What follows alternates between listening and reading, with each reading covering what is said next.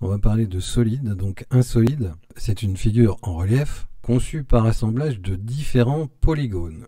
Bon, déjà, polygone, je vous rappelle ce que c'est. Polygone, c'est toutes les figures que vous connaissez bien. C'est le rectangle, le carré, le triangle, les parallélogramme, le losange, des figures bizarres, une sorte de croix, là. Enfin, un polygone, c'est n'importe quelle figure constituée donc par une ligne brisée. Donc, c'est une ligne brisée qui est fermée. C'est constitué par des segments, donc la figure elle est fermée. Le point final, c'est le même que le point de départ. C'est ça qu'on appelle un polygone. Donc il en existe plein différents. Donc un solide, c'est constitué par des polygones.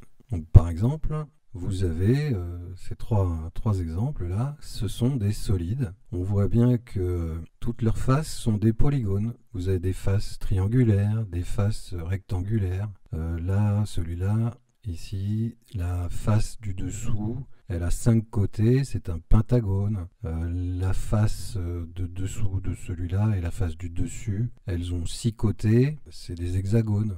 Je reviens un peu en arrière. Donc, un solide, quand on le tient dans la main, c'est un objet en 3 dimensions. Si je veux pouvoir le dessiner sur une feuille de papier c'est en 2 dimensions. Si je veux pouvoir le dessiner sur ma feuille de papier, il va falloir que je trouve une astuce. Un objet en 3 dimensions dans le réel, il faut que je réussisse à le mettre sur ma feuille de papier qui est en 2 dimensions. Donc pour pouvoir le faire, on dit qu'on dessine en perspective. Perspective, et le mot cavalière, c'est parce que c'est une perspective un peu particulière et on va voir pourquoi elle est un peu particulière juste après. Mais en tout cas, donc là, tout ça, ce sont des représentations de solides en perspective cavalière. On reviendra là-dessus tout à l'heure. Arête, sommet et face.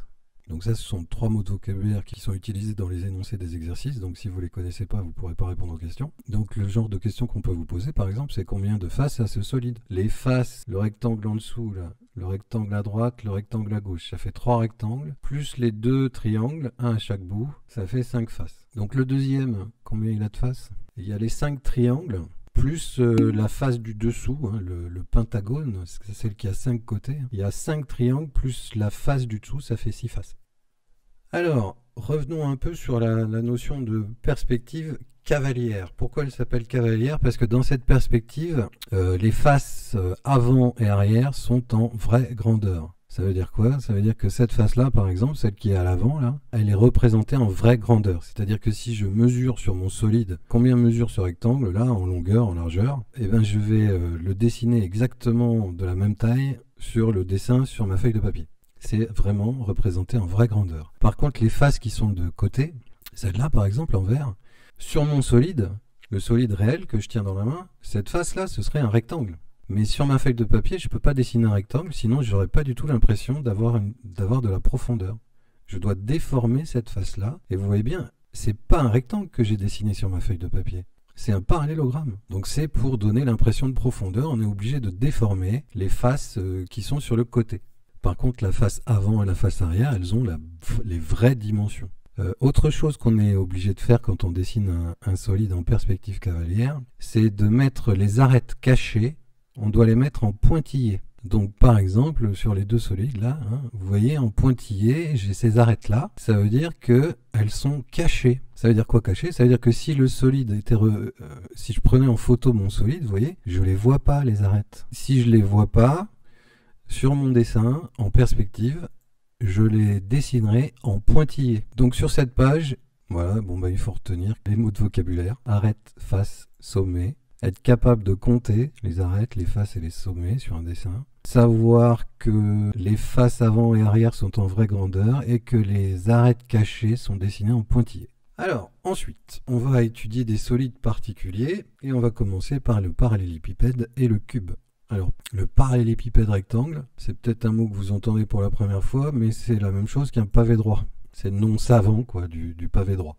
Le nom, déjà, d'un parallélépipède. Regardez bien comment c'est noté. On met les sommets A, B, C, D, E, F, G, H. Donc, on liste le nom des sommets en essayant essayant de respecter le plus possible un ordre, enfin on les liste pas dans le désordre complet, on essaye de respecter le plus d'ordre possible pour s'y retrouver plus facilement. Il n'y a aucune parenthèse, aucun crochet. Dans le nom d'un solide, on met juste les lettres, on met pas de parenthèse, on met pas de crochet. Donc je vous ai dit que parallélépipède, rectangle ou pavé droit, c'était la même chose. Ce sont des synonymes. Donc pour un parallélépipède rectangle, il a 6 faces, 12 arêtes et 8 sommets. Toutes les faces d'un parallélépipède rectangle sont des rectangles. Si je le tenais dans la main, je regarde chacune des faces, je verrai que des rectangles. Partout, c'est que des rectangles. La perspective cavalière, on a dit, les faces avant et les faces arrière. Donc la face avant, c'est ADGH, ADGH. Donc ça, c'est le rectangle qui est à l'avant. Et la face BCFE, ça c'est le rectangle qui est à l'arrière. Donc la face avant et la face arrière sont bien représentées en vraie grandeur. Par contre, les rectangles, par exemple la face du dessus, ABCD, sur ma feuille de papier, elle est déformée. C'est pour me donner l'impression de profondeur. Donc je dessine un parallélogramme, là, comme ça. Mais en vrai, en réalité, si je tenais l'objet dans la main, ce serait bien un rectangle. Donc ABCD, EFGH, et les deux faces aussi à gauche et à droite, ABEH et CDGF, sont des rectangles en réalité, mais la perspective les a transformés en parallélogrammes. Le cas particulier de parallélépipède rectangle, c'est quand tous les rectangles sont en fait des carrés. Et ben ça, on appelle ça un cube. Donc le nom du cube, M-N-O-P-Q-R-S-T.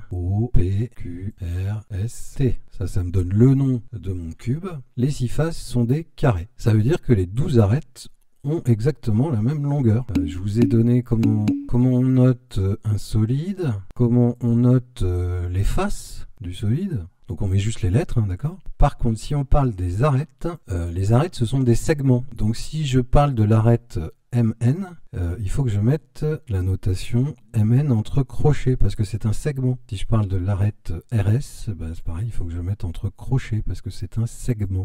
Donc voilà pour le vocabulaire, les notations et puis surtout la représentation. Donc retenez bien, les arêtes cachées, c'est des pointillés. Ça veut dire que ces 3 arêtes-là, en fait, on les voit pas, elles sont cachées. Par rapport à cette leçon, donc je vous enverrai, c'est dans l'onglet 12, il me semble qu'il faut recopier ça. Les figures, elles sont un peu compliquées. Si vous n'y arrivez pas, c'est pas très grave. Je vous les donnerai en imprimé quand on se reverra. Ou alors vous pouvez les imprimer chez vous si vous avez des imprimantes.